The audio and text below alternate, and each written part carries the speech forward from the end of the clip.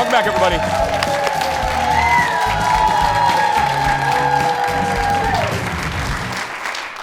We proudly build this show for goofiness and silliness, but every so often you might learn something. And this is one of those times because I think you want to know this stuff. We've all seen the headlines over the past week, or maybe you've experienced it yourself. I have. Flight delays, cancellations at airports have been causing traffic nightmares, and it all stems obviously from the government shutdown.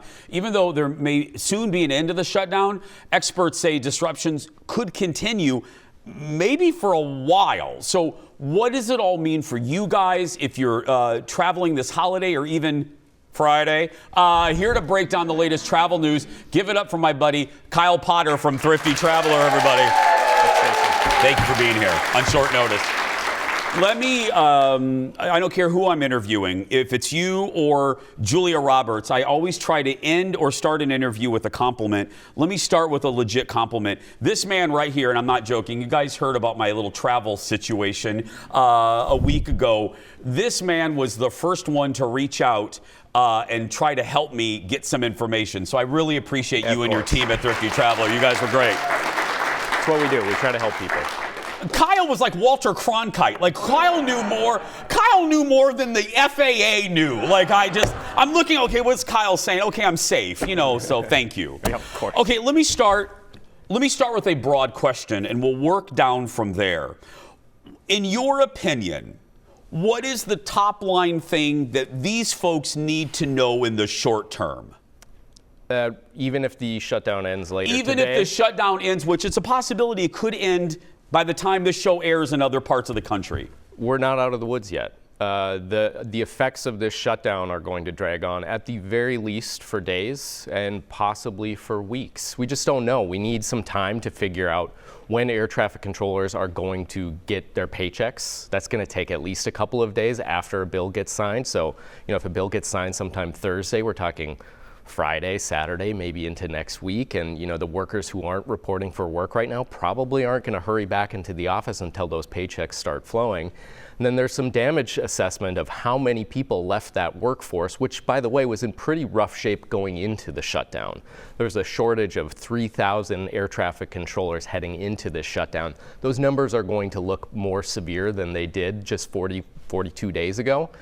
So and it's not like you can call Sally Struthers and get a degree in air traffic control. That's a joke for us in the 80s. And get a degree in air traffic controlling by Thursday. Right. Yeah. If you're traveling, the last thing you want is either one of us handling air traffic control. No, you don't fill those seats very easily. So this stuff takes time. Okay. A cousin question of that.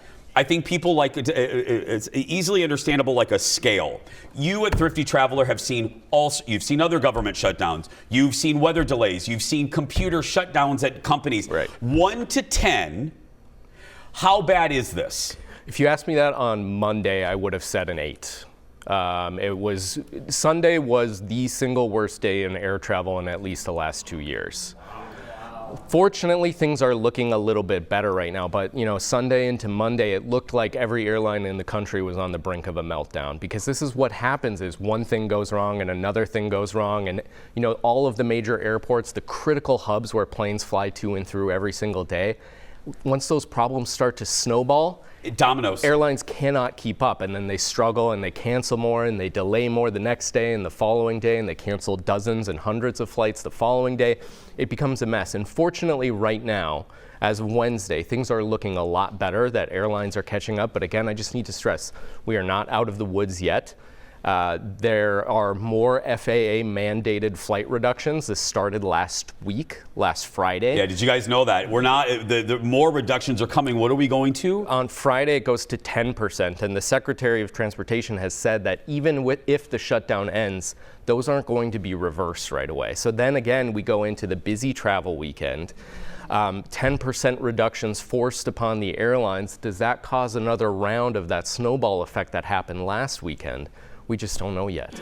And how are these airlines keeping up with this? I heard you guys say the email systems, like the airlines, I'm not trying to give them a pass, but the notifications to let us know if we have a ticket, they can't keep up with the email notifications. They barely can in the best of times. And so this is where having an additional tool in your tool belt if you're traveling anytime soon, the one that we vouch by nonstop is a smartphone app for Apple called Flighty.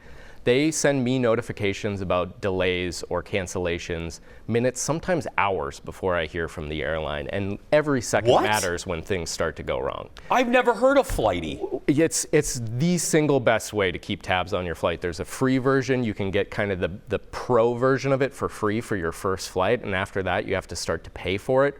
But if you're worried about your travels, it is so worth paying for it because information is power. I know this seems ridiculous, but I want to help the people. I'm a moron. How do you spell Flighty? Because right now, everyone's typing it into their app store. What is it? Flighty. Flighty, everybody. There we go. Amazing tool. I can't recommend it enough. The fact that you use it, your company uses it, tells me, wow. Every member of our team pays for this service, and it's some of the best money that we spend for when things go wrong. Because look, even in the best of times, air travel is unpredictable. Things go wrong. Your plane takes off 30 minutes late, 45 minutes late. You get a notification from Flighty if you're sitting at home, hey, your inbound plane is going to be 45 minutes to an hour late. That's another 45 minutes to an hour that you get to spend at home instead of sitting at the gate. All kidding aside, as we got to go to break and we'll continue on the other side, let me go back to where I began. I was hearing from Kyle, and this is not a dig on Delta Burke Airlines, but I heard from you before I got a notification from Delta. And I understand why. I mean, mine was a security thing, but I love it. More with Kyle when we come back. Back in a moment, everybody. I'd heard of it once, and I thought I connected the dots. It's so good. It's so good. Is it pay? You after that first time? Don't forget to sign up for Thrifty Traveler, no matter where you are watching us from. Their premium service, well worth it. My buddy Kyle Potter from Thrifty Traveler, he is the executive editor of Thrifty Traveler. And don't forget also to listen and subscribe to the podcast. It's fantastic. If you travel even twice a year, they know crap before a lot of people. Let's get to I have a question for you. I'm traveling on Friday with Leslie Miller, of all people. How scared should I be? I don't want to scare people. I want people to be prepared because in life, in travel, and everything, expectations are everything. And I think the best thing that you can do when there is the propensity for things to go sideways is to hope for the best, but prepare for the worst. And I asked that question not just from a funny personal stance, but I'm asking because I was setting myself up to set you up to answer a question I have seen around the internet the last 48 hours, and I wanted your opinion. I was so excited that you were here. People are talking about buying a backup ticket if you're flying within the next week. What the heck is a backup ticket? And can people, I mean, we can't even afford sometimes the first ticket. What does that mean? Can you explain it to the folks? It's a position of privilege, right? No, so the idea is you have your flight from Minneapolis to New York City. It departs at 8, but maybe that airline isn't going to be operating smoothly that day. So you decide to book another ticket. It should be on another airline to make sure you actually do have that backup if you need it. And then if it turns out you need it, that's great. You go board that other flight, you get a refund for the flight that just got canceled because in the United States, we travelers have one right, and it is when your flight gets canceled, you get a refund. But then you get on that backup flight and you keep going. If it turns out you don't need it, the best way to book these backup flights is by using airline miles if you have them, because it's so much easier to cancel a flight that you booked with miles and just get those miles back in your account versus canceling it for a voucher or just trying to fight the airline to get your money back. It's just not worth the trouble. And the first thing, again, taking these folks step by step, if your flight is canceled, the first thing they should do is call the airline themselves, like go directly to the airline, right? Exactly. And this is why it's so important, especially when, again, things are going sideways or it seems like they might, to book your flights directly with the airline, not through Expedia, not through your favorite online travel agency, because A, the savings are usually pretty negligible, but B, more importantly, that gives you a middleman for when things go wrong. So if you booked through Expedia, that means you got to talk to Expedia to change your flight to that next departure or to fight to get your money back. If you can book directly through the airline, that fight is so much easier. Look in your crystal ball, and then we're going to move on to just quickly some happy stuff. Not happy, but fun stuff. Happier.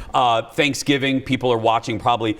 Are you going to, if everything goes as smoothly as we hope it's going to go, are you going to drop that scale down to a 5 maybe for Thanksgiving?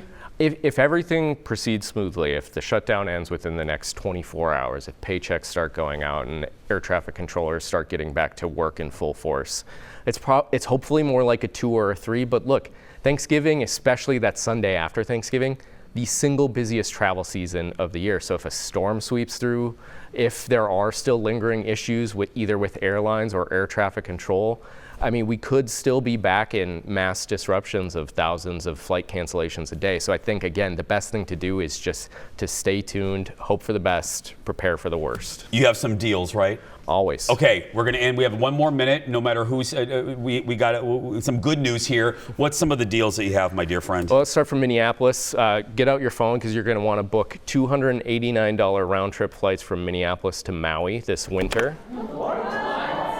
No joke. That's really cheap, guys. Trust me. Yeah. $383 round trip to Stockholm.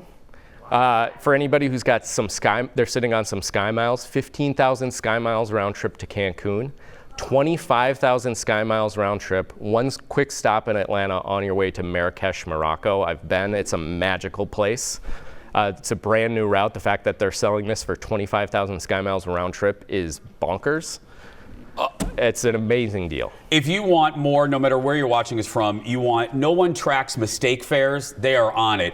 They're on mistake fares that mean you get a really great discount quickly. Follow Thrifty Traveler, subscribe to the premium service. Give it up for Kyle Potter, everybody. Follow him on the socials and subscribe to the podcast wherever you get your podcast and thriftytraveler.com. With all that stressful news, we need wine. Leslie Miller is here when we come back. Back in a moment, everybody. Thank you, my friend. That was great. Of course. That was great.